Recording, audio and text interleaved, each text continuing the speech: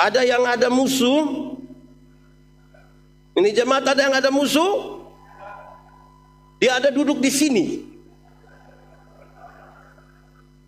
Ada musuh duduk di sini, coba lihat dia. Wih, terganggu betul itu. Bisa mengasihi musuh.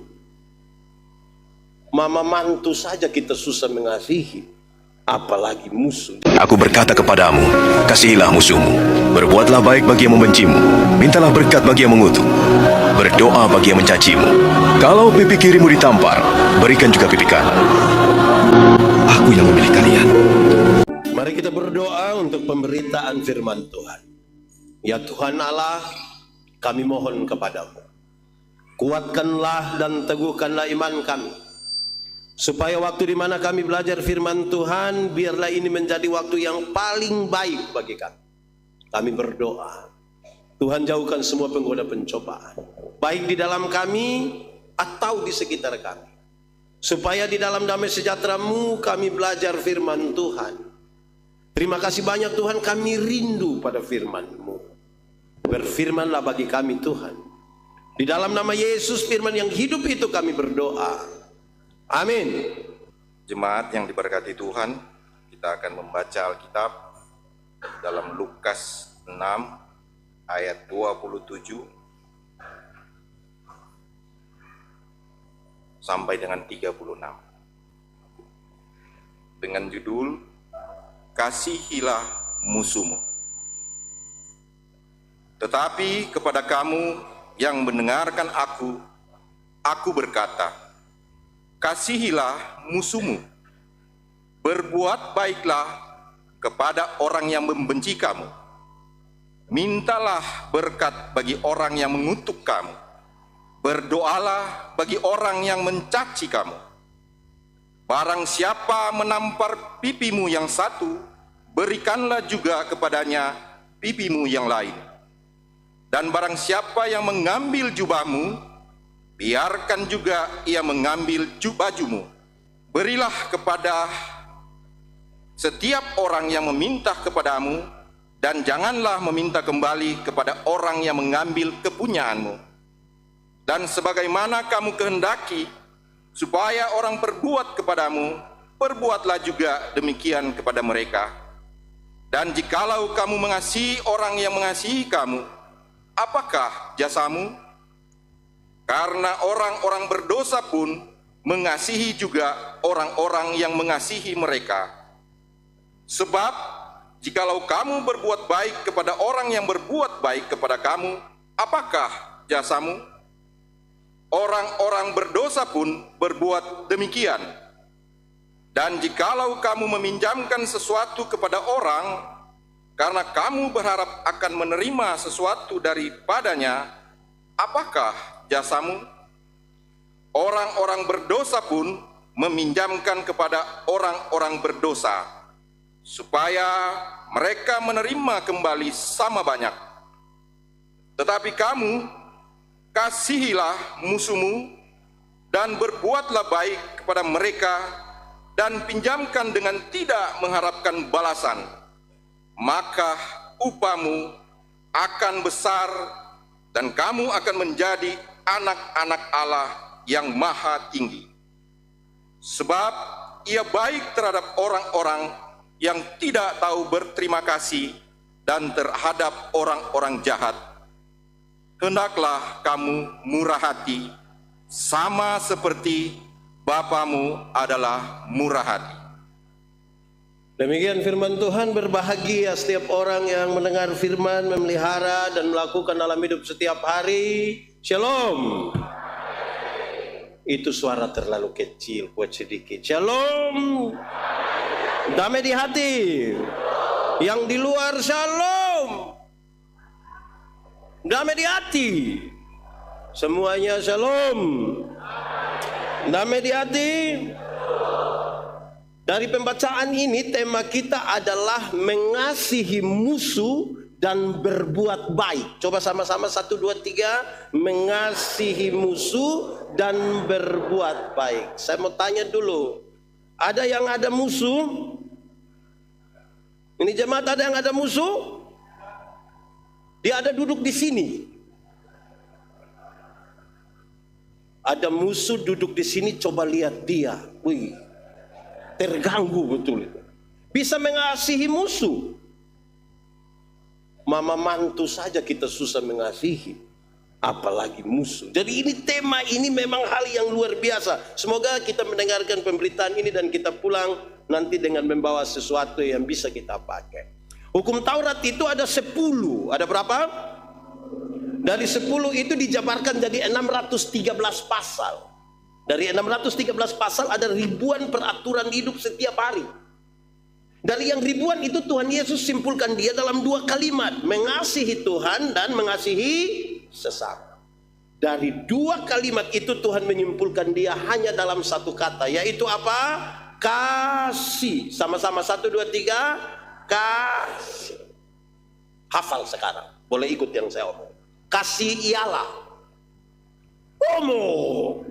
Kasih ialah kebaikan, tidak terpatahkan oleh apapun, tidak akan pernah berubah menjadi kebencian. Ulang. Kasih ialah kebaikan, tidak terpatahkan oleh apapun, tidak akan berubah menjadi kebencian. Rujukannya begini, karena begitu besar kasih Allah akan dunia ini. Apakah Tuhan Allah mengasihi dunia? Apakah dunia mengasihi Tuhan Allah? Lalu apakah karena dunia tidak mengasihi Tuhan Allah berhenti mengasihi dunia? Apakah kemudian Tuhan Allah membenci dunia? Saudara lihat sekarang, kasih tidak terpatahkan. Sama-sama 1, 2, 3. Kasih tidak. Kasih tahu teman di sebelah. 1, 2, 3. Kasih tidak terpatahkan. Supaya jangan ada orang bilang begini, Pak Sekretaris, saya terlalu hormat Pak, tapi waktu saya tahu Pak punya sifat asli begini, maaf. Itu bukan kasih, tapi apa? Egois. Anak sekolah minggu? Di sini tidak ada anak sekolah minggu. Dorang menyanyi habis orang sebulan itu. Oh ada, anak sekolah minggu kita menyanyi lagu ini. K-A-S apa? Apa?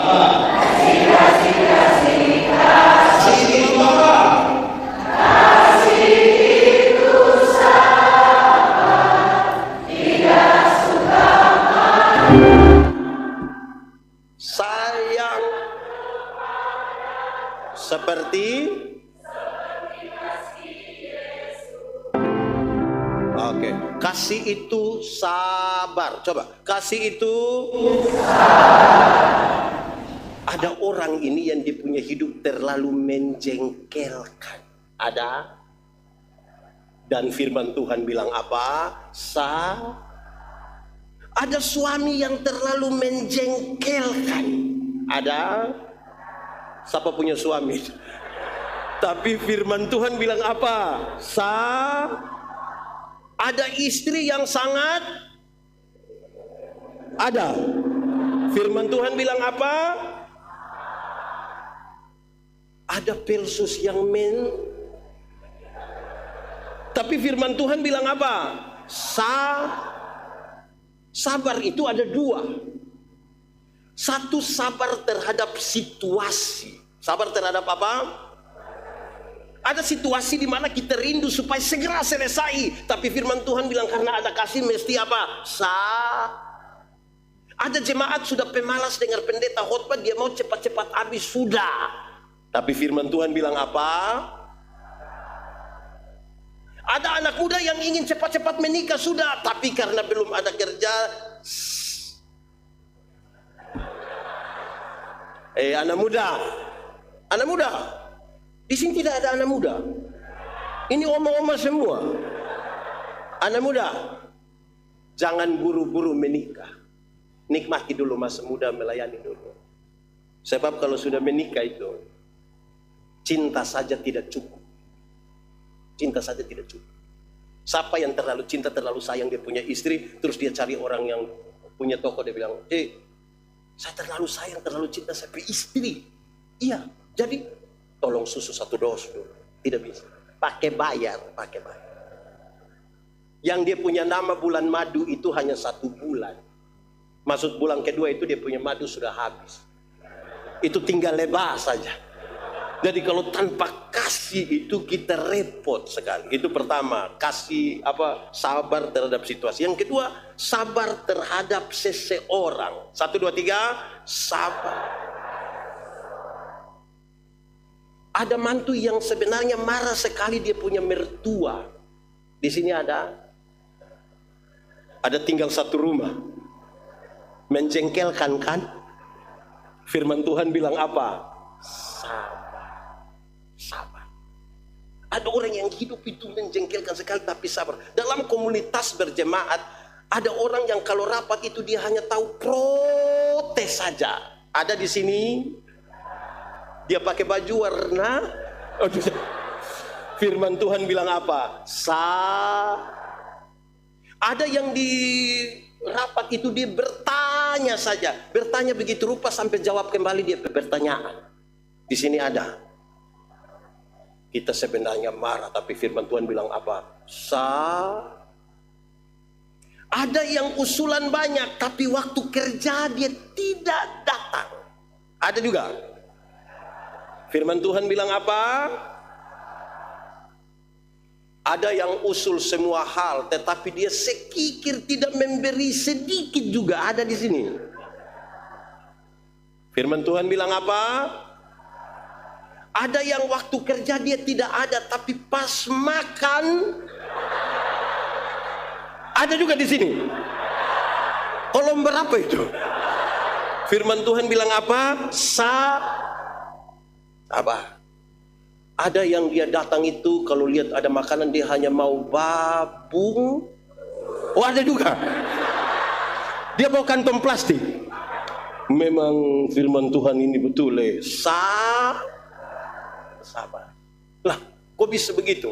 Saya mau izin turun ke bawah. Tadi majelis jemaat yang pendeta jangan hanya di atas, turun sedikit. Izin Pak Ketua Pendeta, saya izin. Boleh dapat mic 1? Saya izin. Baik. Cik. Baik, sudah. Bapak Ibu semua shalom. Damai di hati. Yang paling bisa mengkonfirmasi tentang kasih, sebenarnya kita bicara musuh, tapi yang paling bisa mengkonfirmasi tentang kasih itu adalah ibu-ibu. Siapa? Saya mau tanya dulu, ibu-ibu. Melahirkan itu sakit atau tidak? Terlalu sakit. Mau melahirkan normal atau abnormal tetap sakit. Ya sesar itu abnormal ibu. Waktu ibu-ibu sakit melahirkan, kami suami-suami tidak bantu. Kami hanya dari luar taruh tangan di kepala baru bilang Yesus. Tapi tidak.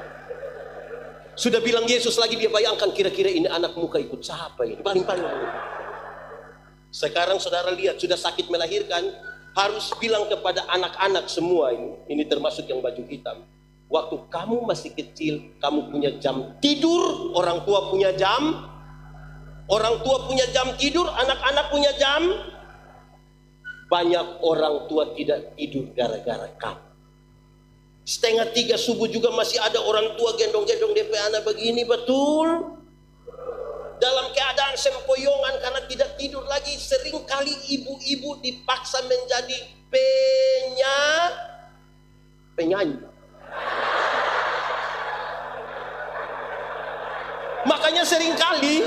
Makanya seringkali ibu-ibu pelaku tidak bisa dipertanggungjawabkan. Kalau tidak bobo digigit. Padahal justru kalau anak bobo itu baru nyamuk gigit. Kalau anak ada lari-lari nyamuk mana gigit dia tuh. Tapi mari kita uji sekarang tentang kasih. Anak-anak ini kan tidak ada yang lahir langsung bisa bicara. Di sini ada anak-anak yang lahir langsung bilang yes. Ada? Ada atau tidak? Orang tua ajar mereka bicara satu-satu suku kata. Ma, pa. Setelah orang remaja dari pemuda, ada suka beromong dengan papa mama, ada suka baca cerita. Lebih suka cerita dengan lihat tidak tahu bicara, orang tua ajar bicara, waktu lancar bicara tidak suka bicara dengan orang tua, lebih suka bicara dengan pertanyaan terakhir. Kenapa kasih makan dorang? Kenapa kasih makan? Coba bilang pada saya, kenapa sampai kasih makan dorang? Kasih tidak terpatahkan. Sama-sama 1, 2, 3. Kasih. Anak muda, kamu waktu lahir kamu tidak bisa jalan. Siapa yang diantara anak-anak lahir dan lain bilang, ada? Tidak ada. Orang tua ajar jalan, pegang di tangan baru bilang te. Nah, itu jalan belakang itu. Tapi setelah mereka sudah dewasa, sudah remaja, sudah pemuda, sudah bisa jalan, ada suka jalan dengan orang tua? Ada suka jalan dengan orang tua? Jalan di handphone? Orang lebih suka jalan dengan? Pertanyaan terakhir, tidak bisa jalan, orang tua ajar jalan. Sudah bisa jalan, lebih suka jalan dengan teman. Kenapa kasih makan dorang? Kenapa kasih makan dorang? Sama-sama 1, 2, 3. Kasih tidak terpatahkan. Tidak terpatahkan. Orang tua dulu selalu bilang begini, anak, asal kamu mau sekolah tinggi, biar kami orang tua ikat perut, tidak apa-apa. Pernah dengar itu kalimat? Orang tua kalau sampai omong ikat perut itu bukan berarti dorang mau pakai stage, tapi dorang utang demi anak-anak mereka. Kasih tidak terpatahkan. Sekarang kita lihat pembacaan tadi. Kalau kasihnya sudah seperti itu, sekarang dia bilang, kasihilah musuhmu, berbuat baiklah. Bagaimana sekarang kita akan melakukan itu? Dia kasih tahu 3 hal. 1, berbuat baik. Ada yang bisa buat baik buat musuh? Kasih musuh makanan boleh? Saudara mulai terganggu kan sekarang? Dia ingin sesuatu yang lebih. Kasih yang tadi tidak terpatahkan itu harus dilakukan dengan 3 hal yang tadi dia bilang. 1, berbuat baik. Bagaimana pendeta bisa berbuat baik? Bagaimana kita semua bisa berbuat baik? Jawabannya hanya 1. Perbuatan baik itu hanya bisa terjadi karena respon terhadap kasih karunia. Respon terhadap kasih karunia itu pemberian cuma-cuma. Pemberian cuma-cuma. Pemberian cuma-cuma itu kira-kira begini. Saya mau kasih kakak ini handphone, tapi tolong ganti 1.000. Itu cuma-cuma. Tapi kan hanya 1.000. Tetap bayar kan? Kalau begitu boleh dapat handphone, tapi tolong tutup pintu di sana. Cuma-cuma? Tidak. Ada jasa. Pemberian cuma-cuma itu dia kasih saja. Kasih saja. Apa maksudnya sekarang? Katakanlah kita dua ini, orang dua ini tidak mau kenal. Saya dapat dia nomor telepon, saya telepon dia. Kak, sebentar malam jam 12 tolong ketemu saya di depan rumah jabatan gubernur. Dia pergi atau tidak? Pergi atau tidak? Tidak. Oke. Kami dua tidak kenal, dia ada ayam 1 di rumah. Saya pergi ke dia rumah, kira-kira dia kasih ayam ke saya atau tidak? Tidak kan? Oke, saya ganti pertanyaannya. Saya mau kasih dia oto baru 1, kira-kira dia mau atau tidak? Terus saya kasih dia oto baru 1, Toyota Alphard 1. Waktu dia dapat dengan cuma-cuma, ada perubahan perilaku dari dia ke saya atau tidak? Saya telepon jam 12 malam, datang atau tidak? Saya pergi ke dia rumah, ada ayam 1 dia kasih atau tidak? Kenapa tiba-tiba dia baik begini?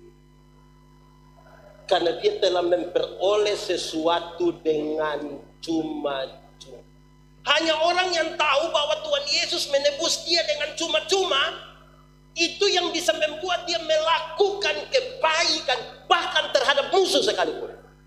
Makanya di akhir dari teks tadi kasih tahu, supaya dengan demikian kamu itu bisa tahu, orang lain bisa tahu bahwa kamu adalah anak-anak Allah yang telah menerima kasih. Itu 1 dulu, berbuat baik. Kedua, berdoa. Pernah berdoa untuk musuh? Pernah atau tidak? Doa serahkan. Pernah doa untuk musuh? Saudara-saudara, kadang-kadang kita doa ini terlalu egois. Saya lihat banyak orang kalau berdoa itu, 1 menit pertama itu puji-pujian kepada Tuhan. Engkau Tuhan, Engkau luar biasa, Engkau dasar Tuhan, Engkau baik. Itu 1 menit pertama. Masuk menit kedua itu daftar permintaan. Itu seperti proposal itu. Dia mulai minta 5, 10, 20, 30, 40, 50, 60, 70, 80. Sudah 80 baru dia bilang, ampunilah segala dosa kami. Dalam nama Yesus kami berdoa. Ada beberapa orang yang sebelum kata ampuni dia tambah 1 kalimat pendek. Tuhan, sebenarnya masih banyak hal yang ingin kami minta. Bayangkan nih, sudah 80 ini masih ada banyak lagi. Tidak apa-apa juga, mintanya kepada Tuhan. Tapi persoalan sekarang, pernah berdoa bagi musuh. Itu jadi tantangan baru buat kita. Karena sulit sekali kita berdoa yang baik-baik untuk musuh. Nanti sebentar kita bicara bagaimana caranya. Ketiga yang harus dilakukan menurut pembacaan tadi adalah begini. Kalau ada orang menampar pipimu yang satu, berikanlah pipimu yang lain. Di sini ada yang bisa. Saya taruh dia di sini terus meminta maaf pendeta, tambah di sini bisa. Dalam teks yang lainnya mau kasih tahu, kalau ada orang menampar pipimu yang kanan, berikanlah pipimu yang. Ini sebenarnya maksudnya begini. Kalau menampar pipi kanan itu ada 2 cara. Pertama pakai tangan kiri. Tradisi Yahudi mengatakan tangan kiri hanya boleh dipakai untuk pegang barang yang haram. Kalau orang menampar pipimu yang kanan menganggap engkau haram, itu cara pertama. Cara kedua dia akan menggunakan punggung tangan kanan. Punggung tangan kanan hanya boleh digunakan oleh para tuan untuk menampar budak-budaknya. Sekarang Tuhan Yesus ajar, kalau ada orang menampar pipimu yang satu menganggap engkau haram atau budak, berikanlah pipi kiri. Supaya dia mau mengangkat tangan kanannya, dan di situ dia tahu bahwa di hadapan Tuhan kita sama. Di hadapan Tuhan kita sama. Jadi itu hanya bisa dilakukan oleh orang yang merasa dia sederajat. Kalau mau berbuat baik kepada musuh. Kalau kita sudah taruh status satu lebih tinggi, satu di bawah, tidak bisa. Tidak bisa. Harus sederajat. Saya bilang di mana-mana, kadang-kadang orang ini punya cara sebut anak ini bermasalah. Saya tanya orang tua, Papa, anak berapa? Anak 4 orang pendeta. Sudah kerja di mana? Puji Tuhan pendeta, anak 4 orang yang 3 sudah di manusia. Anak 4 orang yang sempat jadi manusia berapa?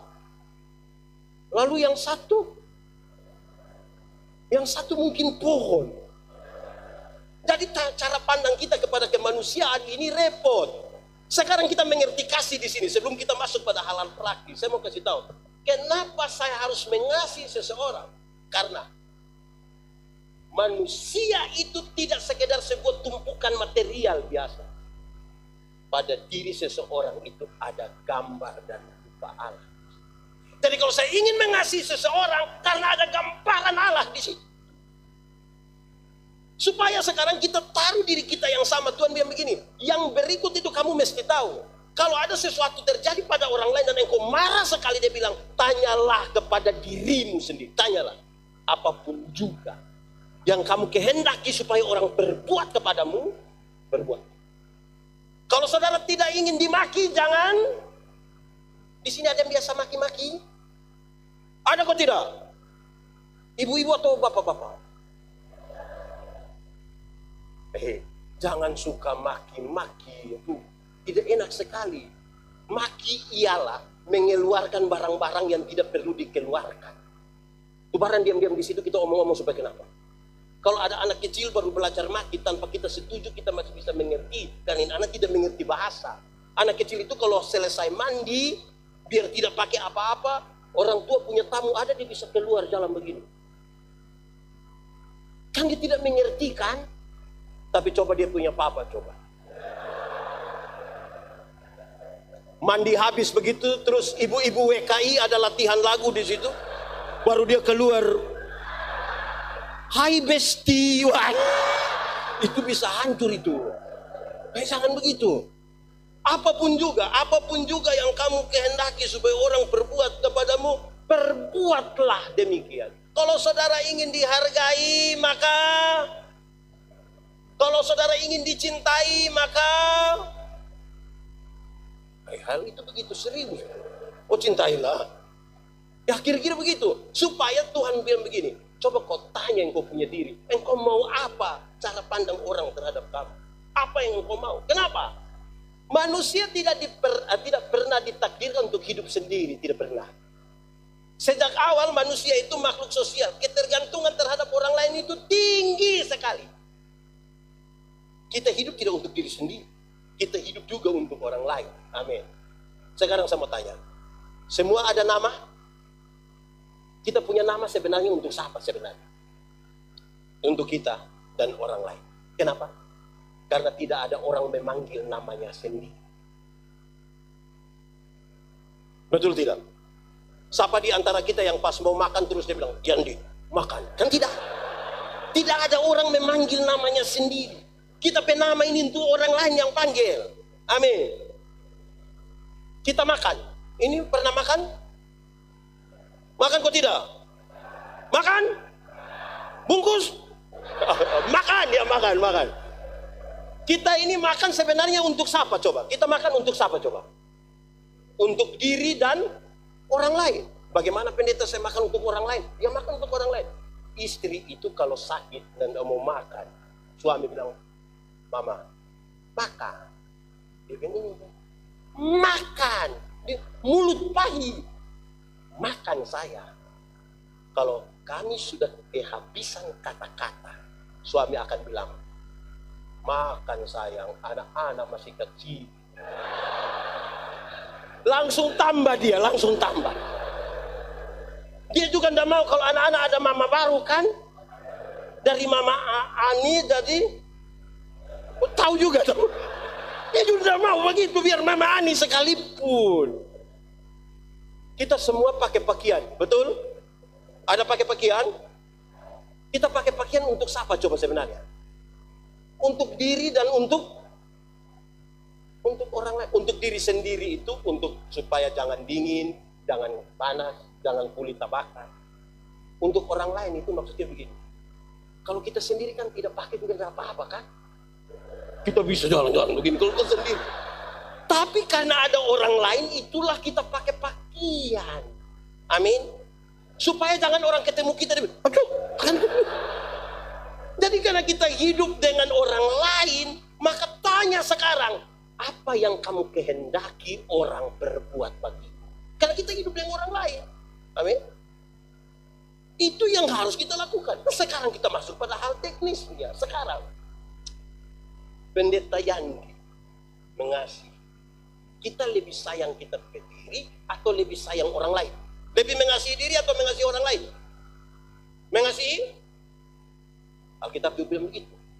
Kasihilah sesamamu seperti engkau mengasihi. Oke. Apakah orang yang mengasihi dirinya dia mau terluka? Mau terluka? Apakah orang yang mengasihi dirinya dia mau dia hati sakit? Kalau pendeta yang mengasihi diri, dia harus berhenti membenci orang lain. Sebab kalau orang itu kita tidak suka, waktu lihat dia bermuka kita senang. Waktu orang bicara dia pakai kebaikan kita senang. Waktu dia bilang shalom pendeta, pendeta aku senang. Kalau pendeta sayang dirinya, dia harus berhenti membenci orang lain. Makanya Tuhan Yesus bilang, tanyakan kau punya diri. Tanya.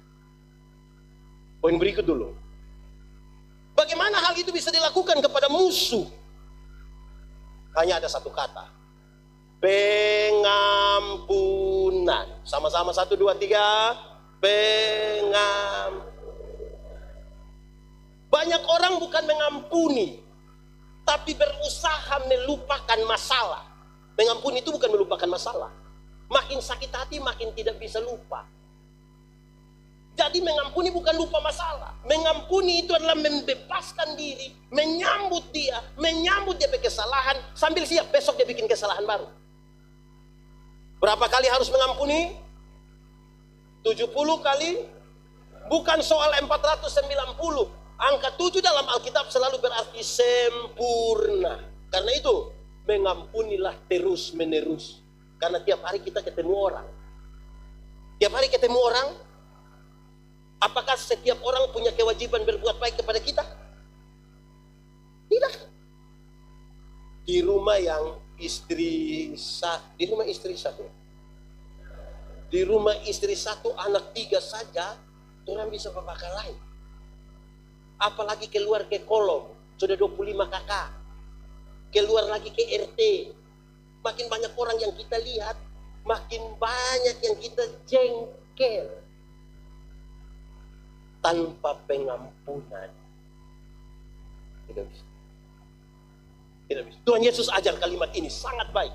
Ampunilah kami akan kesalahan kami, sama seperti kami mengampuni orang yang berbuat salah kepada kami. Dia kasih turun sedikit kalimat yang begini. Tuhan, ampuni Yandi seimbang dengan Yandi mengampuni Pak Sekretaris. Seimbang. Jadi kalau Yandi mengampuni Pak Sekretaris 2 kali, Yandi mendapat hak untuk diampuni oleh Tuhan berapa kali? Tapi kalau Yandi tidak mengampuni Pak Sekretaris, Yandi harus berdoa, Tuhan, mohon maaf, tolong jangan ampuni Yandi dulu. Karena Yandi belum mengampuni Pak Sekretaris. Boleh begitu? Boleh. Ini tantangan juga buat kita ini. Kita ini bisa marah semua orang, bahkan orang yang kita tidak kenal pun kita ikut marah. Ronaldo itu, saudara lebih suka Ronaldo atau Messi? Messi atau Ronaldo? Messi atau Ronaldo? Ronaldo atau Messi? Messi atau Ronaldo? Asli Ronaldo? Messi? Dia ada keluarga di Rano Tanah? Dorang 2 yang main sepak bola, kita yang mau baku bunuh di Manado. Kita ini aneh betul itu. Tidak kenal kita tapi kita marah-marah. Kasih itu tidak. Stop. Di sini ada yang suka marah-marah. Sedikit-sedikit marah. Sedikit-sedikit marah. Sedikit-sedikit marah. Marah kok sedikit-sedikit. Tidak suka marah-marah. Aduh jemaat. Sekarang dia ajar lanjutkan tentang pengampunan. Pengampunan itu punya 2 sisi yang serius. Pertama, pengampunan itu satu paket dengan pendamaian. Di mana ada pengampunan, di situ ada pendamaian. Ada orang yang mau mengampuni tetapi tidak mau berdamai. Yang mau mengampuni tapi tidak mau berdamai itu dia suka bilang begini, pendeta, untuk marah kita tidak marah, untuk marah kita tidak marah. Dia mau datang silakan. Tapi untuk kita mau pergi di dia, maaf. Itu bukan. Di sini ada yang begitu, ada yang begitu. Itu fam apa dia suka itu. Pengampunan itu satu paket dengan pendamaian. Tapi ada orang yang itu mau mengampuni tapi tidak mau berdamai. Ada yang kebalik dari itu, mau berdamai tapi tidak mau mengampuni. Yang mau berdamai atau tapi tidak mau mengampuni itu macam anak-anak kecil kalau main kelereng. Kelereng di sini bilang apa? Apa? Kerikil. Pokoknya kelereng lah. Anak kecil kalau main kelereng, orang 2 berkelahi kan dia bapak datang dia begini. Damai. Ini engkau punya saudara. Besok-besok engkau sisa bukan kelereng yang bantu, saudara yang bantu. Ayo damai. Dia bicara damai ini kan kita kalau damai kan pakai jabat tangan kan.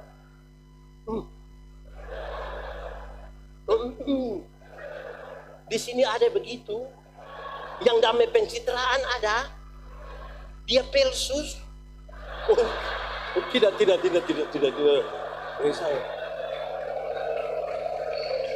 Ini tepuk tangan kenapa? Jadi bagaimana mengampuni, bagaimana mengasihi musuh harus sama-sama 1, 2, 3. Pengampunan bukan melupakan masalah, bukan. Pengampunan itu membebaskan diri. Saudara lihat, kalau kita tidak mengampuni, kepahitan itu ada di situ. Rasa mau balas dendam itu ada. Amarah yang meluap-luap itu ada di hati, betul atau tidak? Pengampunan itu mendorong keluar itu amarah. Pengampunan itu mendorong keluar itu kepahitan. Pengampunan itu mendorong keluar itu emosi yang meluap-luap. Hati yang bersih itulah yang Roh Kudus masuk di dalamnya. Buah ada. Amin. Makanya Tuhan suka marah. Bebaskan kita punya diri. Ada orang yang saudara tidak suka di sini, coba saudara lihat dia, coba sekarang. Kenapa ini semua lihat saya ini? Saudara tidak suka saya. Kan itu pembebasan. Dia tidak boleh pada hal-hal yang teoritis. Tuhan mau supaya kita melakukan dua hal dalam pembacaan tadi. Yang pertama dia bilang begini, kalau engkau ingin mengasihi musuhmu, yang pertama harus berlaku positif. Berlaku positif. Positif itu kira-kira begini. Tuhan tidak hanya bilang, janganlah. Bukan, dia bilang begini, lakukanlah. Itu positif. Janganlah. Dia tidak bilang itu negatif sekali, melarang. Tidak, dia bilang tolong lakukan. Saya mau tanya dulu, di sini kakak adik aman-aman? Kakak adik aman? Dengan mertua aman? Ipar-ipar aman? Pertanyaan ini membuat saudara punya suara kecil sekali. Dan itu menunjukkan saudara tidak tanpa pengampunan. Kita repot. Lakukanlah, dia bilang. Lakukanlah. Disuruh lakukan. Tapi yang kedua, jangan lakukan seperti orang biasa menurut teks itu. Kalau ada orang minta baju, kasih dia jubah. Kalau orang suruh jalan 1 mil, jalan 2 mil. Kalau kamu hanya bisa berbuat baik pada orang yang berbuat baik kepadamu, apakah jasamu? Karena orang berdosa pun melakukan yang sama. Lakukan lebih sedikit. Kita mau makan, terus ada yang datang, ambil kita makanan. Kita tanya dia, mau tambah? Bisa? Boleh? Saya lihat saudara berat sekali di sini. Wih, memang sakit, tapi yang dia minta begitu. Lakukanlah sesuatu ekstra. Saudara tahu, hanya dengan kasih tadi kita bisa melakukan itu. Saya melayani di satu tempat. Orang mau saya tinggal di rumah jemaat. Oke, jemaat ini senang sekali pendeta yang mau tidur di sini. Dia tanya pada panitia, siap apa di pendeta berkamar ini? Sudah, yang penting ada di situ tempat tidur. Oh, itu orang terlalu baik. Dia siap semua. Sabun ada, sikat gigi ada, tempat tidur, selimut, tambah 1, sisir. Waktu saya lihat ini sisir ini, saya dalam hati, dia maksud apa ini? Kadang-kadang kebaikan pun orang bisa lihat tak salah ini. Menurut saudara saya sisir apa? Kebaikan itu kadang-kadang dia melewati dari apa yang seharusnya. Tuh kalau orang ada kasih kan? Amin. Orang tua dulu, ibu-ibu dulu itu kalau anak-anaknya sakit, orang bisa tulis di diari. Dulu kan belum ada Facebook kan, dia tulis di diari, Tuhan, kalau Tuhan berkenan biar kita yang sakit, jangan ini anak yang sakit. Dia mau berkorban untuk anak. Beda dengan ibu-ibu sekarang. Ibu-ibu sekarang anak sakit dia foto. Sudah foto lagi dia upload di medsos. Baru dia tulis Dede sakit. Cepat sembuh ya. Mama sayang Dede. Habis itu Dede punya foto 1, DP mama pun 30. Sebenarnya sakit DP mama itu. Di sini ada mama-mama begitu. Coba tunjuk itu mama ya. Dia melakukan sesuatu yang lebih dari itu. Amin. Kasihilah musuhmu, berbuat baik. Sekarang kita bicara musuh. Saya mau tanya saudara. Saudara yang jawab, kan saya tidak tahu. Kira-kira orang jadi musuh itu karena apa? 1, karena iri hati. Oh, dia iri hati, kita iri hati. Dia atau kita yang iri hati? Kita. Memang kita ini kadang-kadang kita tidak suka Pak Sekretaris, kita pengaruh Ibu Pendeta supaya jangan suka sekretaris. Di sini ada yang model begitu. Ada juga. Ada kok tidak? Dia ada di sini. tidak suka satu orang, dia pengaruhi orang lain tidak suka, itu orang ada. Ini orang ini mau apa sebenarnya? Iri hati. Memang orang kalau tikung iri hati itu tidak baik. Iri hati ialah lebih baik saya rugi asal Bapak rugi lebih banyak daripada saya untung tapi Bapak untung lebih banyak. Itu namanya iri hati. Contoh, ada dua orang sama-sama tukang iri hati, orang dua berdoa kepada Tuhan. Tuhan suruh malaikat bilang, atur orang dua hati. Malaikat datang bilang, pendeta, sekretaris, Tuhan tahu kamu dua juga iri hati. Jadi karena itu hanya satu yang boleh berdoa, yang satu tidak usah doa. Tapi yang berdoa dia minta apa, yang tidak doa akan dapat 2 kali lipat. Jadi kalau yang berdoa pas sekretaris minta motor 1, maka pendeta dapat motor. Ngoni 2 siapa mau berdoa? Dua tidak mau. Oke, sekarang tarik lot. Waktu kami buat tarik undian, ternyata pendeta yang harus berdoa. Ini saya pikiran. Kalau pendeta minta kaya, sekretaris lebih kaya. Akhirnya sudah pendeta berdoa, Tuhan kasih pendeta mata buta 1.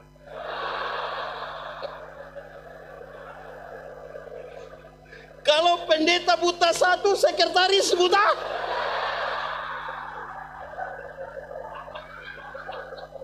Buta 1 rugi atau tidak?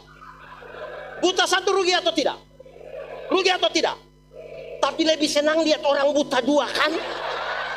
Itu yang namanya apa? Iri hati. Sebentar dia pulang dari sini, jalan kaki, ada orang bawa motor, hampir tabrak dia di belakang, geser sedikit, lewat 20 meter itu orang jatuh. Dia bilang apa? Mampu. Cek begini DP bapak yang jatuh.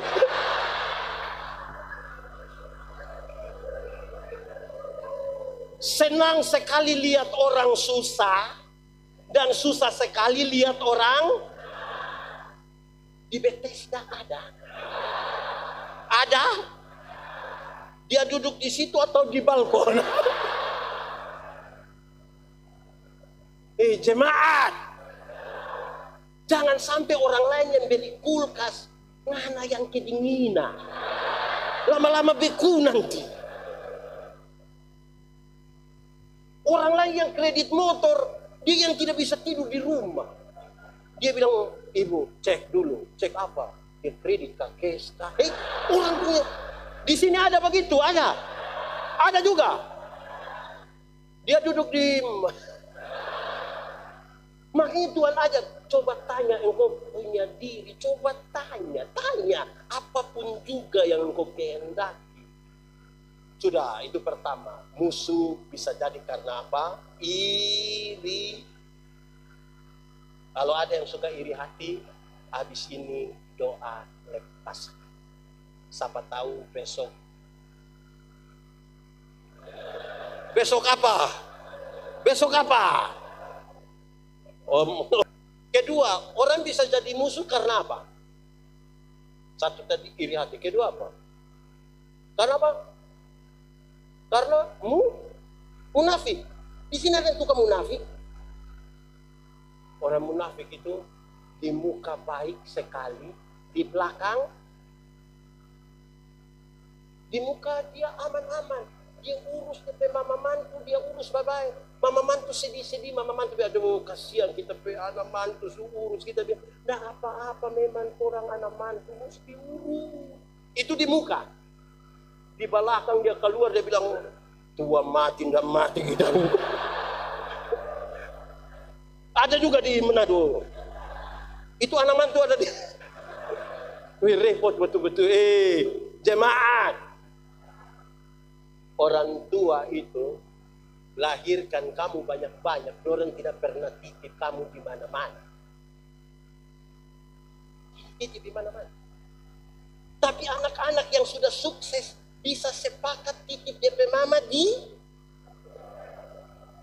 Pendeta mau kasih tahu yang sudah titip atau rencana titip batal, sudah batal. Karena apa? Hidup ini hanya berulang kembali. Ini hari kita titip orang, besok-besok kita pe anak titip kita. Apapun yang kamu kehendaki orang berbuat kepadamu, amin kan? Saudara bilang tidak amin, ini amin.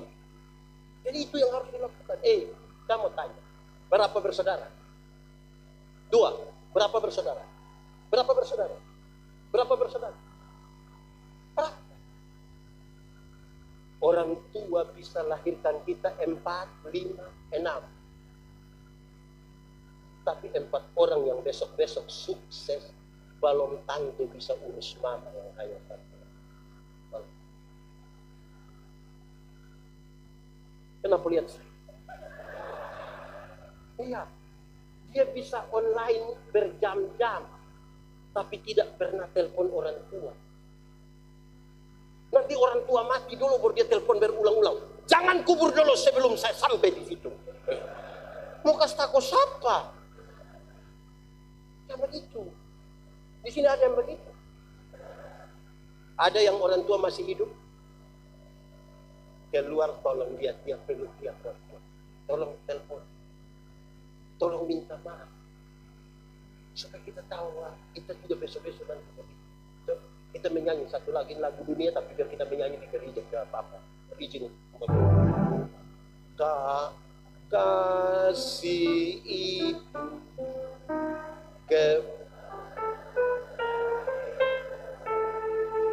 tak terhingga sepanjang hanya memberi. Tak harap kembali bagi apa? Menyinar. Coba ulang ini lagu sambil bayangkan mertua penuh. Kenapa tidak mau bayangkan dia?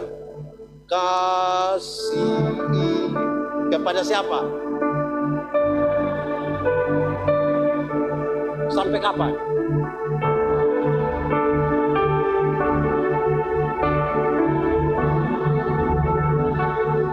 Yang di luar hanya apa coba? Harap kembali atau tidak? Dia seperti apa?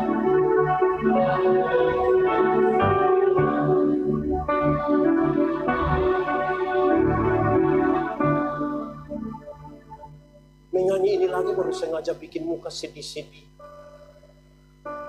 Lihat orang tua masih hidup itu. Jangan kita bicara musuh dulu. Orang tua masih hidup itu tolong perhatikan. Orang tua susah tidak pernah kirim beras. Tidak pernah kirim minyak sedikit. Zaman ada susah ini. Tapi orang tua mati dia bawa babi besar. Itu jauh utang. Sampai sana sengaja pukul babi. Anak baik ini. Dia dikasih orang tua jas. Kasih pakai sepatu. Ini orang tua hidup. Tidak pakai sepatu jalan kaki. Tidak ada alas jadi jari-jari terbuka begini. Pas mati dia beli sepatu baru katanya kalau beli untuk orang mati jangan tawar. Nah sepatu mana mau masuk di jari yang begini? Akhirnya dia sandar. Ada harga lagi di sini. Repot kita pun hidup ini. Jadi dia tanya ulang, apapun yang kamu perbuat, yang kamu rindukan orang berbuat kepadamu, tolong lakukan. Saya tidak tahu di mana ada. Di beberapa tempat saya ketemu saudara-saudara.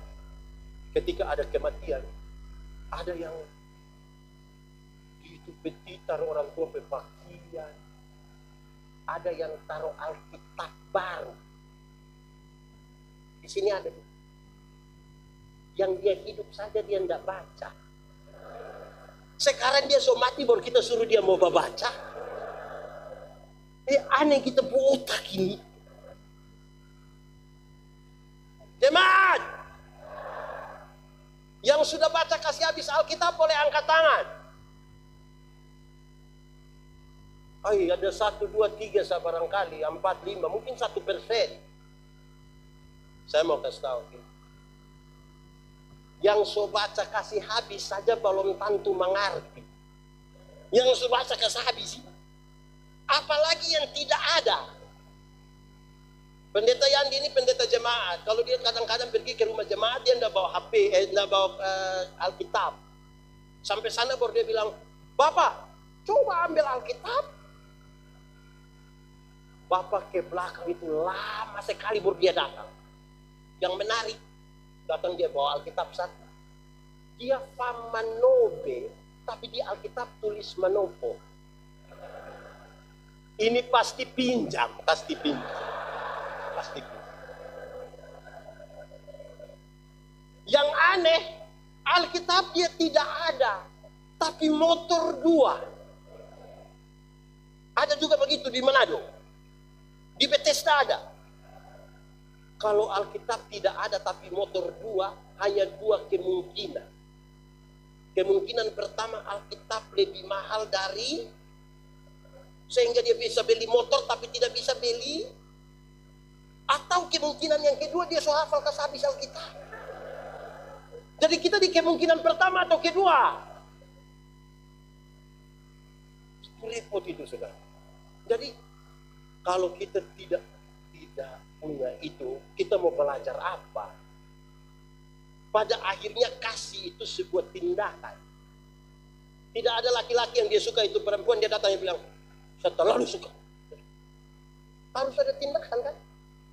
Untuk melakukan sesuatu sebagai bukti dari kasih. Karena itu dia tanya 2. Pertama, apapun juga yang kamu perlu, coba tanya dirimu, apa yang mau orang berbuat padamu. Tapi yang kedua, dia harus mengaku. Dan pada akhirnya sebuah tindakan, bukan kata. Saudara, zaman sekarang yang sudah maju begini saja, orang iri hati tadi ada, orang yang munafik itu ada. Sepanjang hidup dia tidak urus orang tua. Nanti pas orang tua meninggal, baru dia sengaja duduk paling depan. Pejabat datang, dia sengaja menangis paling depan. Suruh dia diam, itu pencitraan itu. Amin, sudah 2. Musuh bisa 1 karena iri hati, kedua karena, ketiga apa lagi? Sebut 4, suruh mau 3 ini. Ketiga apa? Orang bisa jadi musuh karena apa? Di sini ada yang sombong, banyak yang sombong. Ada di sini. Orang sombong itu susah duduk sama-sama. Karena orang sombong itu suka cerita tinggi di langit. Betul. Ada 3 orang yang sombong, sama-sama suka cerita tinggi, sama-sama tukang pancing ikan. Orang 3 duduk bercerita begitu, yang satu bilang begini, kalau pancing ikan di sana, kita baru buang 1 mata kail, 3-4 ekor ikan datang sekaligus. Yang kedua bilang, itu kurang. Kalau dalam pancing di sana, itu belum buang itu mata kail, kita baru buang 1 mata kail. Yang 3-4 ekor ikan itu bahwa memang dia istri anak satu kali. Yang satu dia juga tidak mau kalah, dia bilang, ngoni 2 punya itu kurang. Kalau pancing di sana, itu belum buang itu mata kail, ikan suka keluar. Kau bilang, om pancing kita dulu, om. Coba 3 orang ini kasih duduk ikut rapat majelis, coba. Baku bunuh atau tidak? Ini orang sombong itu sangat sulit untuk hidup sama dengan orang lain. Terlalu sulit. Ada juga ipar-ipar yang bersombong, kok. Orang 2 ada anak, ipar 1 ada anak, dia juga ada anak. Sama-sama umur 1,5 tahun. Datang arisan keluarga, dia sengaja tanya, anak so bisa apa? Terus dia bilang, belum, ini anak masih belajar jalan, kita pe anak so bisa tari balet, bahasa Inggris, bahasa Prancis semua. Ngoni punya nggak bisa begitu karena dia kurang gizi. Saudara bisa bayangkan keluarga mana bisa utuh dengan yang model begitu? Saudara lihat kalau orang sombong, orang tinggi hati. Suami istri pernah bertengkar, atau orang di sini tidak pernah ada bertengkar suami istri? Pernah bertengkar? Waktu bertengkar suami mengalah duluan atau istri mengalah duluan? Istri atau suami? Suami atau istri? Istri atau suami? Suami atau istri? Kadang-kadang kita sama-sama tahu bahwa mengalah itu baik, tapi waktu suami istri bertengkar, dua-dua tidak mau mengalah. Malam suami tidur di kebun dengan ular. Kalau terpaksa tidur sama-sama, suami hadap kiri, istri hadap baku omong, kok tidak? Bangun pagi istri tetap bikin kopi, tapi tidak antar. Dia panggil anak kecil satu, baru dia bilang begini, antar kasih papa juga. Papa terima kopi di ruang tamu, papa bilang, mama yang suruhkan. Ini anak dari ruang tamu datang, dia mama tanya, papa bilang apa sih? Ada juga begitu di sini. Dengan istri saja dia tidak bisa mengampuni, tapi cita-cita memenangkan Indonesia bagi kita. Cerita tinggi. Dia mulai dari rumah. Saya nasihat banyak suami, saya bilang, suami-suami. Suami-suami. Di sini suami hanya 5. Suami-suami. Saudara bertengkar dengan teman kantor itu ringan, dia beban. Jangan coba-coba bertengkar dengan istri, bebannya berkali-kali lipat. Bangun tidur, dia ada di sebelah. Bolong sisir rambut. Kita pergi dapur, ada dia atau tidak? Ke ruang tamu dia ada atau tidak?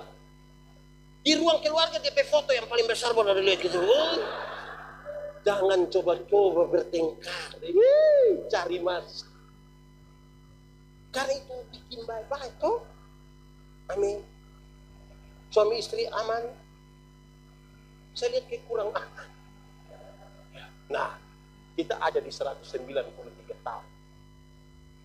Pendidikan sebenarnya, pekabaran Injil itu banding mulai dari pendidikan. Gemit juga begitu, buka sekolah-sekolah duluan baru kemudian gereja. Kalau kita bilang belajar, kita hafal dulu, ikut pendeta omong. Belajar ialah perubahan tingkah laku.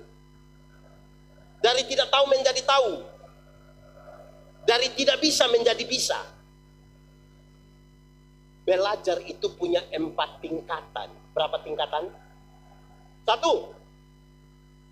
Belajar untuk tahu. Sama-sama 1, 2, 3. Belajar untuk tahu itu bagus.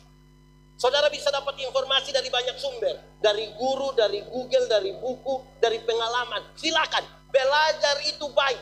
Tapi itu tingkatan paling dasar. Itu tingkatan terbaik. Kedua, belajar untuk tahu dan melakukan. 1, 2, 3. Belajar untuk tahu dan banyak yang sudah tahu tapi belum tentu bisa melakukan. Kalau ada 100 orang yang sudah tahu, batu uji dari pengetahuan adalah tindakan. Dari 100 orang waktu kita suruh coba, tetap atau turun? Turun juga. Orang tanya saya, orang tanya kita, pendeta, waktu kita bawa materi tentang berkhotbah, orang tanya, pendeta, khotbah yang baik itu yang bagaimana? Saya bilang, kau punya maksud apa? Dia bilang, khotbah yang baik itu tulis atau enggak tulis? Berapi-api atau berair-air? Saya bilang, khotbah yang baik itu bukan soal tulis atau tidak tulis, bukan soal berapi-api atau berair-air. Khotbah yang baik itu omong apa buat itu. Jangan omong lain, buat lain. Ada yang lebih parah, ada yang pikir lain, omong lain, buat lain. Hasilnya kelainan. Jadi saudara ketemu orang kelainan itu kan tidak sinkron semua itu. Jadi tingkatan kedua adalah tahu tapi apa? Melakukan. Ada yang sarjana pertanian, bikin syukuran, wisuda, sarjana pertanian, bikin syukuran. Tapi dia tidak bisa tanam tomat. Lalu kita bawa itu sarjana pertanian supaya kenapa? Ada yang sarjana peternak, berarti dia tahu ilmu peternak, tapi tidak bisa kasih kawin babi. Oh bagaimana? Dia belajar itu sudah tahu mesti bisa lakukan. Amin. Ada yang sarjana olahraga, Kita tanya, sarjana olahraga, yuk, coba salto. Dia bilang,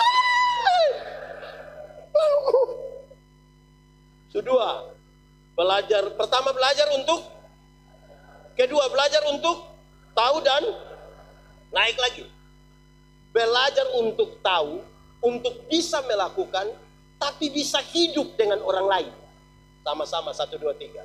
Belajar untuk tahu, untuk bisa melakukan, tapi hidup dengan, ada yang bisa hidup jadi sendiri. Tidak mau bergabung dengan orang lain. Bikin diri inti. Tidak ada orang yang bisa dekat dengan dia. Dia rasa pintar sendiri dan seterusnya. Kegagalan.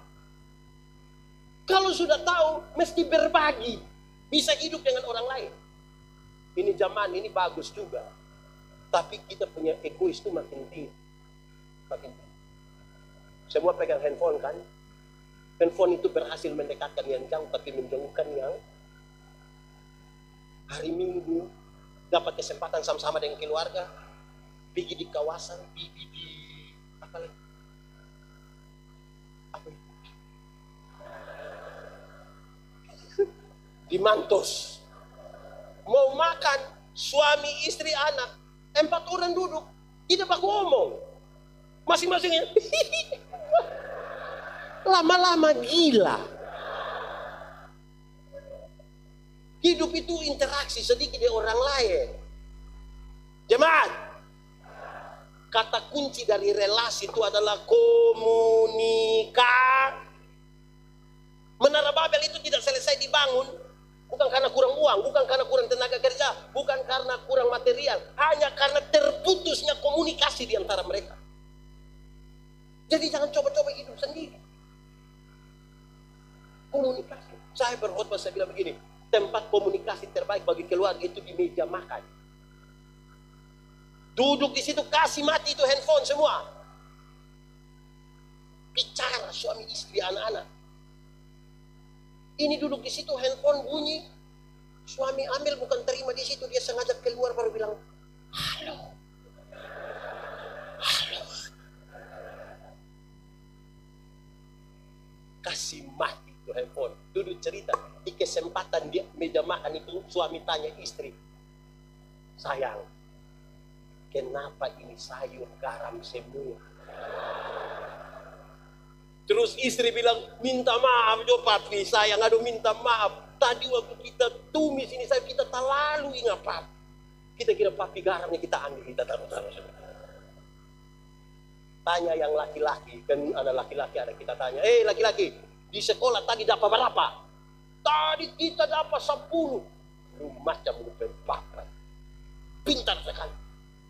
Tanya anak perempuan, tadi di sekolah dapat berapa? Aduh tadi matematika susah, kita dapat 3. Aduh macam mama pakai keluarga saja. Tapi komunikasi. Komunikasi. Jangan berusaha hidup sendiri.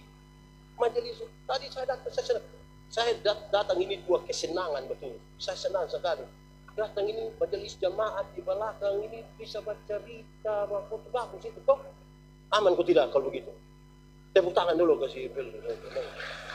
Itu bangga sekali saya. Kebanggaan yang kedua, Ibu Pandita, memang saya baru pernah ketemu betul. Jemaat di sini rajin-rajin gereja semua. 5:30 10 ini. Aduh, kita tepuk tangan dulu ini. Wih, ini masuk surga semua, ini masuk surga semua. Wih, tiap minggu begini dunia sedikit lagi kiamat di sini nih. Memang rajin-rajin begini bagus kan? Ini rajin betul. Jangan berusaha sendiri-sendiri. Hidup tuh rame-rame, berkumpul-berkumpul. Orang tua dulu ajar kita tentang kebersamaan toh. Nah, itu ketiga. Keempat yang paling tinggi. Belajar untuk tahu, untuk bisa melakukan, hidup dengan orang lain, tapi tetap menjadi diri sendiri. Itu paling tinggi dari sebuah pelajaran. Sama-sama 1, 2, 3. Untuk tahu, untuk bisa melakukan, hidup dengan orang lain, tapi lebih realistis yang kita punya. Jangan berusaha hidup jadi orang lain. Jangan berusaha jadi orang lain. Menipu diri itu berat. Jadilah diri sendiri. Tidak usah paksa diri. Itu belajar yang paling tinggi. Dan itu sangat praktis bagi kita. Saya bilang tadi, iman itu, nilai itu pada akhirnya kasih itu sebuah tindakan. Nah, tindakan kita apa? Cukup menjadi diri sendiri. Hari ini saudara-saudara, kadang-kadang kita merasa kalau kita jadi orang lain itu lebih bangga kita begini. Jadilah diri sendiri. Orang kadang-kadang bilang saya, bilang pendeta, yo, kenapa hidung begitu? Kenapa saya begitu? Itu muka hidung semua.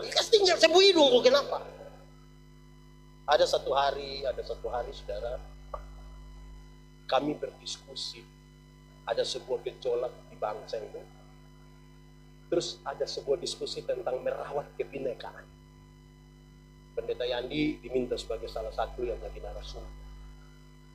Pergi di satu kota, saya pergi pakai celana jeans, pakai patch, tangan baju. Terus ada God di sini. Pimpinan agama dong hadir di situ. Terus pas datang MC bilang begini, oke, mari kita semua berikan aplaus salah seorang narasumber. So datang, orang tepuk tangan, tapi yang lain lihat saya suka. Waktu pas mulai materi saya bilang begini, baik, materi ini kita mulai dengan teka-teki. Materi dimulai dengan TK, habis TK,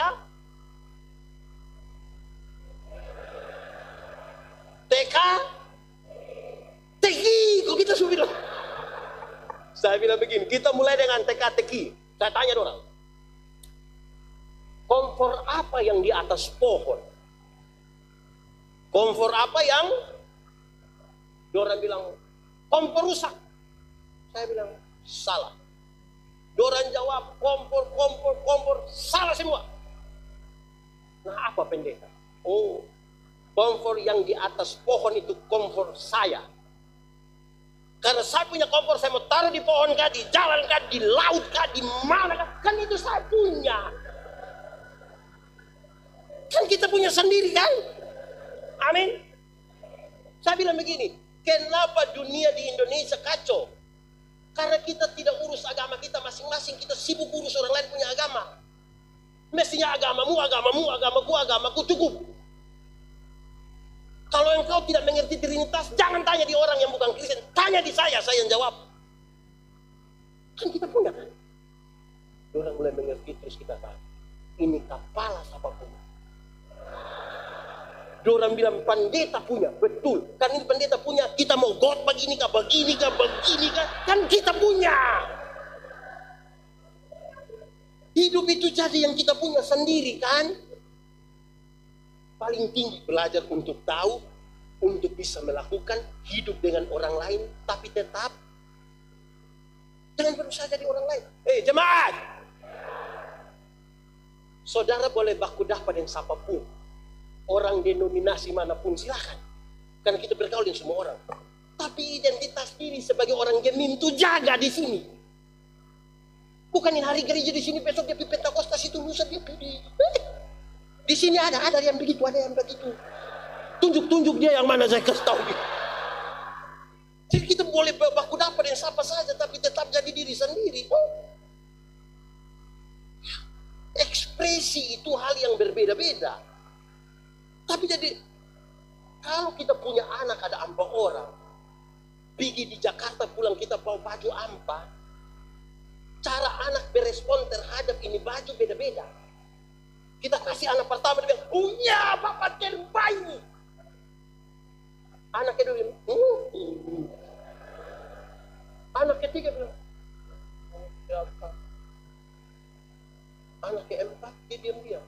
Mana yang disebut anak? Mana yang dia nama anak? Semua kan. Cukup aman cukup. Jadi biarkanlah masing-masing. Baku dapat yang siapapun tidak apa-apa.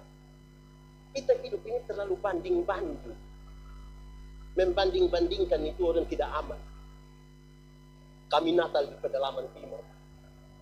Natal dengan 2 TKW. Kami makan kue itu kue seragam. Dia nama kue Solo. Kue cucu. Besar kepiri. Kita tidak tahu orang pakai tepung apa, yang pasti kita punya macam punya karet. Tidak habis lagi.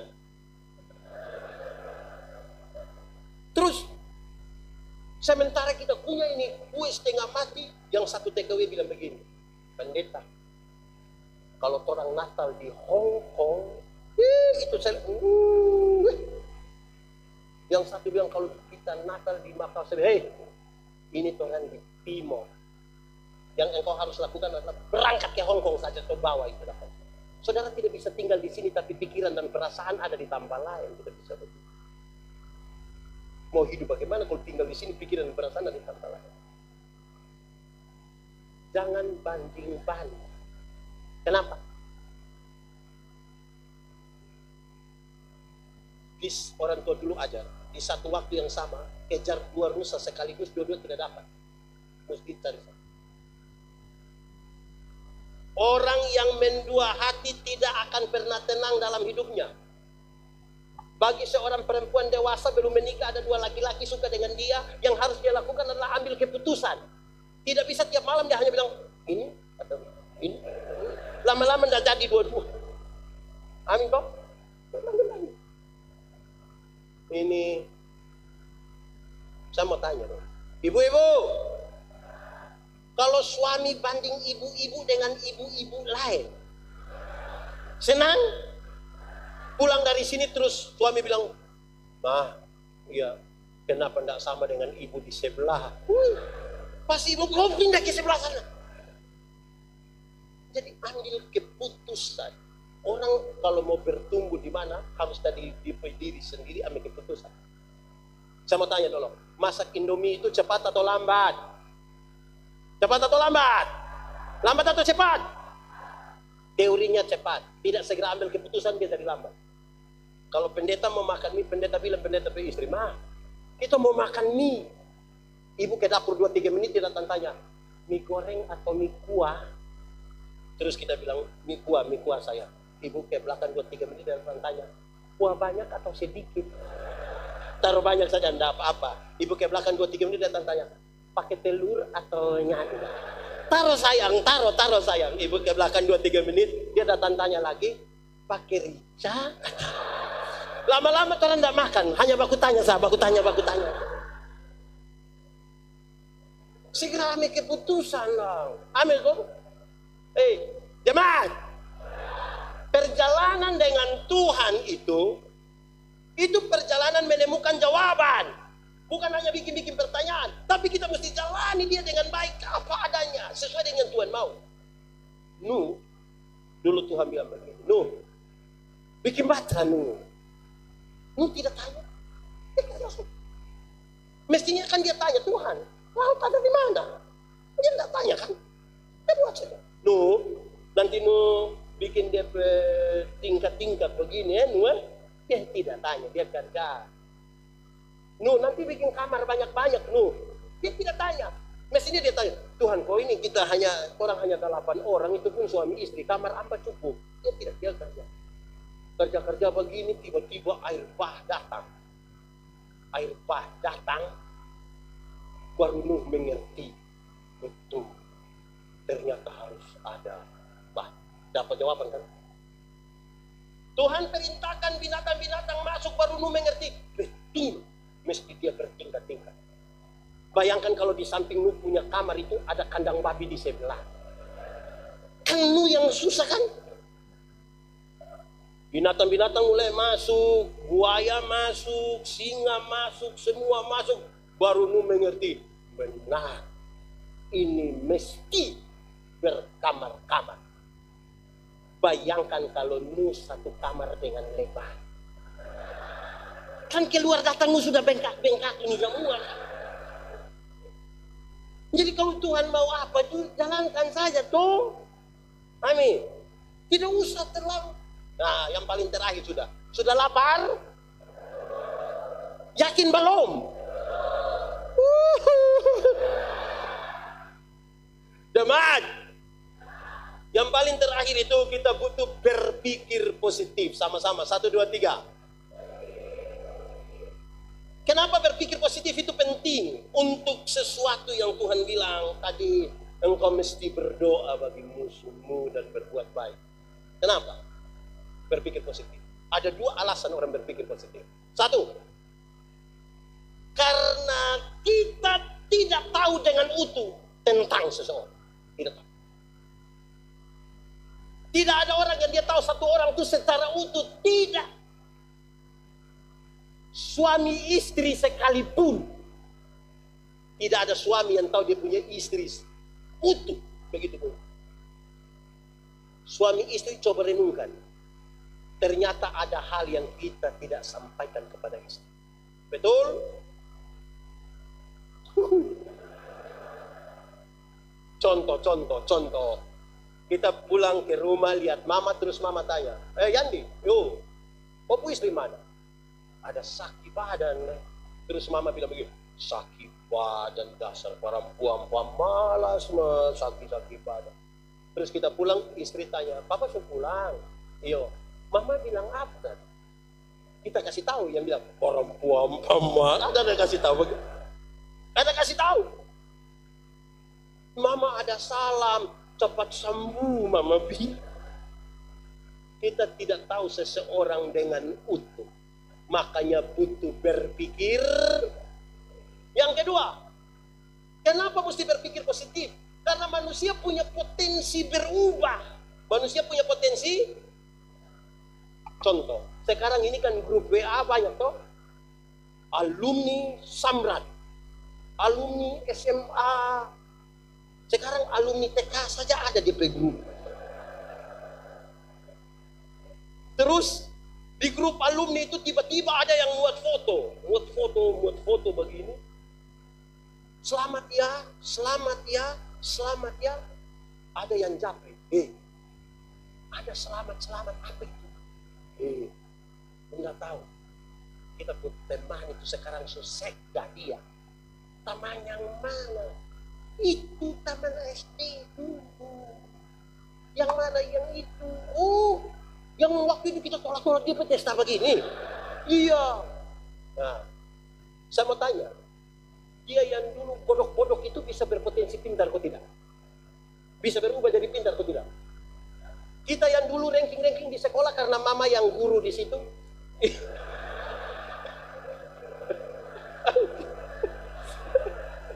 Oh, di sini ada yang DP mama guru kan DP anak ranking. Kita yang dulu pintar-pintar ada potensi bodoh kok tidak? Ada juga kan? Karena orang punya potensi berubah, maka mulailah dengan berpikir. Saya khotbah tentang berpikir positif, terjadilah 2 hal. Hal pertama, saya pulang dari tempat pelayanan dengan ibu pendeta, istri saya pendeta. Saya yang bawa mobil, drive begini pas sampai di lampu merah, ada orang bawa mobil pendeta. Memang terkaget. Ibu pendeta, manusia sembarang saja. Mama berpikir positif. Papa mau pikir positif, bagaimana manusia jalan model begini? Mama berpikir. Iya, tapi kalau misalnya celaka kan kasihan DP istri, kasihan DP anak, keluarga semua. Mama berpikir. Terus ibu pendeta bilang begini, oke, saya mengalah, saya salah. Coba papa yang biasa berpikir positif, lihat keadaan begitu, coba berpikir positif. Coba papa berpikir positif. Oh, gampang mama, gampang. Bagaimana gampang? Oh, dia ada buru-buru. Barangkali dia semua mencret. Jadi dia ada buru-buru kan? Iya kok tidak? Orang kalau ada mencret dia mau jalan pelan-pelan begini kan tidak mungkin. Begitu kan? Berpikir. Jadi jemaat. Jadi kalau pulang sebentar ada yang lari motor cepat-cepat, kemungkinan besar dia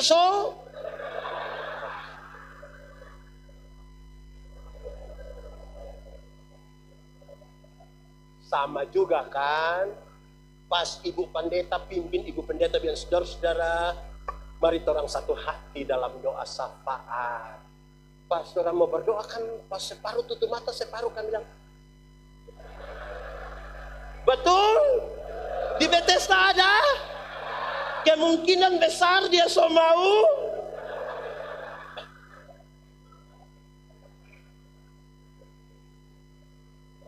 Berpikir yang kedua, jemaat di sini berpikir positif atau negatif? Yakin? Mantap? Aman? Tepuk tangan dulu.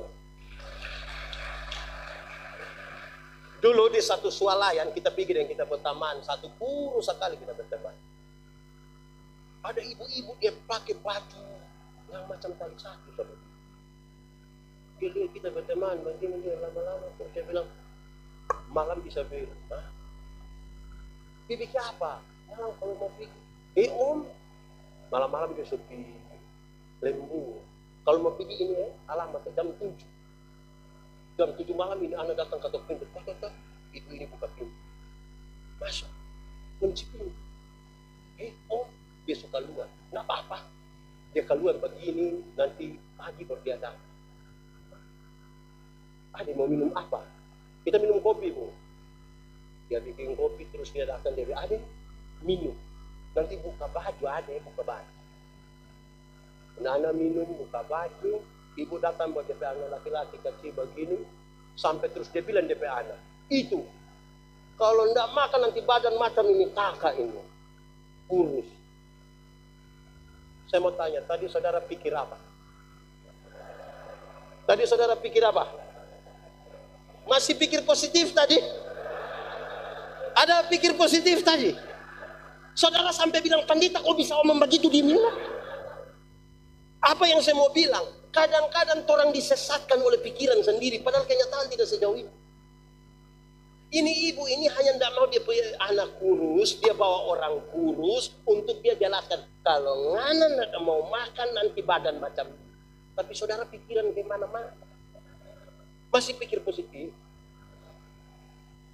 Ya itu jangan berusaha berpikir yang melewati apa yang seharusnya. Interpretasi hanya boleh dilakukan berdasarkan data, bukan asumsi. Ada satu orang laki-laki dewasa, perempuan dewasa dalam kampung. Saudara duduk begitu. Saya datang, siapa di situ? Pak ini, ibu. Mana ada buat apa di situ? Saya baru akan bilang, mestinya bilang, minta maaf, saya tidak tahu. Kalau dia bilang, positif atau negatif? Mau positif itu bilang, tidak tahu pendeta, kemungkinan orang dua ada orang dua. Saudara kok tidak yakin? Apa yang saya mau bilang? Ternyata hidup ini ditentukan dari apa yang kita pikir. Cara berpikir membentuk tindakan. Tindakan berulang-ulang menjadi kebiasaan. Kebiasaan memungkinkan jadi budaya. Kebudayaan menjadi karakter. Jadi harus hari ini mulai berpikir dengan benar seperti poin-poin tadi. Baru dia bisa berkarakter. Kalau tidak, tidak bisa. Saya ulangi terakhir. Berpikir membentuk tindakan. Tindakan berulang-ulang membentuk kebiasaan. Kebiasaan menjadi budaya. Dari budaya menjadi karakter. Karena itu mulailah dengan berpikir. Pahami betul siapa kita di hadapan Allah. Ada kasih, tapi ada orang, jangan harapkan semua orang suka kita. Ada yang tidak suka, tapi berpikirlah positif. Berdoa baginya, mengampuni dia, dan seterusnya seperti itu. Tuhan memberkati. Amin. Aku berkata kepadamu, kasihilah musuhmu, berbuatlah baik bagi yang membencimu, mintalah berkat bagi yang mengutuk, berdoa bagi yang mencacimu. Kalau pipi kirimu ditampar, berikan juga pipi kanan. Aku yang memilih kalian.